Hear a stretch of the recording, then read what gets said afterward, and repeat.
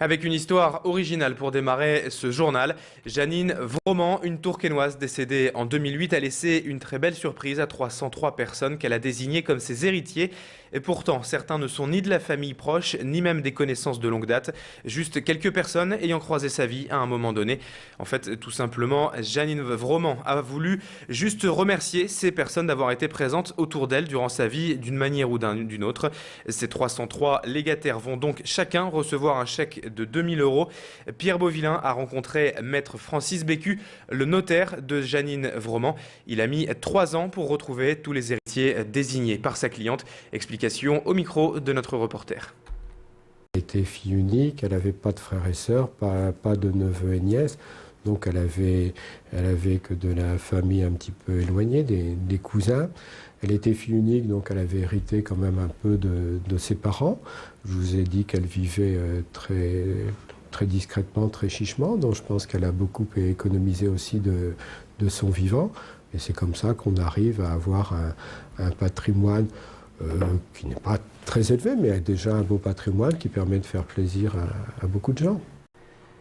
Allez, en ce vendredi veille de week-end, on va tout de suite parler de football avec le derby Lille-Lens demain soir au Stadium. Un match a priori déséquilibré entre le leader lillois et les Lensois. Aujourd'hui 17e au classement de la Ligue 1 et 1 point seulement de la zone de relégation. Mais puisque c'est un derby, pas question pour nous de faire un pronostic. On attend demain soir 21h pour suivre avec intérêt cette rencontre qui doit notamment permettre au LOSC de maintenir son avance en tête de la Ligue 1. Hier, vous le voyez sur ces images, de nombreux supporters sont venus assister à l'entraînement des Dogs. Tout comme Frédéric Regnault, notre reporter qui était à Luchin hier pour vous filmer ces images. Notre journaliste qui a également interrogé Rudy Garcia, le coach lillois. On l'écoute.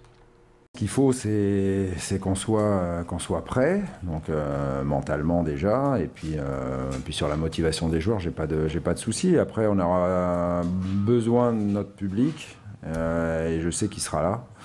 Parce qu'il nous pousse depuis le début de la saison sur les matchs à domicile. Et sur ce match particulier, on aura encore plus besoin de lui. J'avais dit avant le match aller combien jouer à Lens, c'était agréable parce que c'est toujours sympa de jouer à Bollaert. Et là, on va jouer chez nous, au stadium, devant notre public. Et voilà, ça va être important. On va faire en sorte d'être 12 pour gagner ce match-là. Et du LOSC, la transition au grand stade est toute trouvée. Hier, le tribunal administratif de Lille a donné 4 mois aux maires de Lausanne et de Villeneuve-d'Ascq pour mettre en conformité le permis de construire du stade. Une décision qui fait suite au recours déposé il y a quelques mois par l'association Les Dessous du Grand Stade et qui montre que ce permis de construire est bel et bien entaché de 2 vices de procédure mineures selon le tribunal. Mais selon le juge, vu l'intérêt général que porte le stade et les conséquences excessives qu'aurait l'annulation immédiate du permis, le tribunal a donc préféré accorder ce délai de 4 mois aux maires de Lausanne et de Villeneuve-d'Ascq. J-4 avant l'arrêt définitif de l'émetteur de Lambersart et le passage à la TNT tout en numérique. Après des années de service, le site Lambersartois va donc laisser la place à celui de Wattignies, un émetteur que vous voyez sur ces images qui se prépare donc à accueillir le signal de Grand Lille TV, notamment à partir du 1er février, c'est-à-dire mardi. Cet émetteur culmine à 70 mètres de haut dans la campagne nordiste et bénéficie d'une puissance de 1000 watts. Ainsi, ces ondes pourront rayonner à 15 km autour de la métropole lilloise. Hélène Chaplet a rencontré Daniel Payot sans vertige au sommet de l'émetteur. Explication avec le délégué régional de TDF. Alors, le 31 janvier au soir, à minuit, nous allons arrêter définitivement la télévision analogique sur l'ensemble de la région Nord-Pas-de-Calais. Et évidemment, nous allons tout faire pour rétablir très rapidement et avant 8 h du matin tous les émetteurs principaux, ce qui fait que les spectateurs, la majorité des spectateurs retrouveront leurs images en faisant une recherche sur leur téléviseur. Et puis dans la journée, pour les émetteurs secondaires qui concernent des bassins de population un peu plus petits. Les élus de Lille Métropole se réunissent tout à l'heure à 14 h pour le premier conseil communautaire de l'année. Les 2 dossiers majeurs qui seront à l'ordre du jour, le logement et la réhabilitation du site de l'Union situé entre Roubaix, Tourcoing et Wattrelos.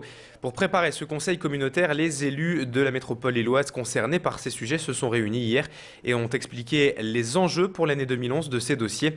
Concernant le site de l'Union, cet endroit est en fait l'un des 5 sites d'excellence de la métropole. Une vaste opération de reconquête urbaine est en marche pour y recréer un morceau de ville. 1500 logements, 4000 emplois doivent y être créés à long terme. Écoutez à ce sujet René Vanderen, donc, chargé de l'urbanisme et de l'aménagement pour la communauté urbaine. Il est au micro d'Hélène Chaplet.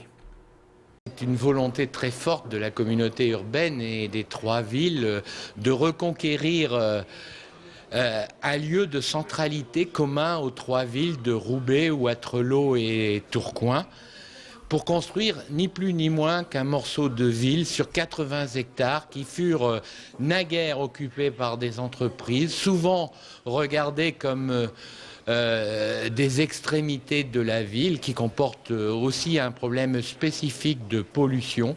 Donc l'Union, c'est plus un projet, c'est une première phase de réalisation concrète qui peut s'afficher. Et pour finir ce journal, cette initiative plutôt sympa, des collégiens de Saint-Paul à M ont décidé de lancer leur journal. Depuis 3 mois, tous les lundis, ils travaillent donc à la rédaction du Saint-Paul Express. Et ce sont eux qui ont participé à toutes les étapes de fabrication du journal. Choix des sujets abordés, mise en page, écriture, bien sûr, tous ont participé à une part de l'édition. Et c'est hier après-midi qu'a été imprimé leur premier numéro. 500 exemplaires du Saint-Paul Express vont être distribués à leurs camarades dès le 4 février. Une belle initiative pédagogique pour ces élèves de 6e à la 3e. Écoutez leur professeur au collège Saint-Paul de M, Isabelle Stoltz, au micro de notre reporter qui l'a rencontré hier lors de l'impression de ce journal. Le résultat final, c'est un grand bonheur. Pour nous, encadrants, c'est quand même 4-5 mois de gros stress.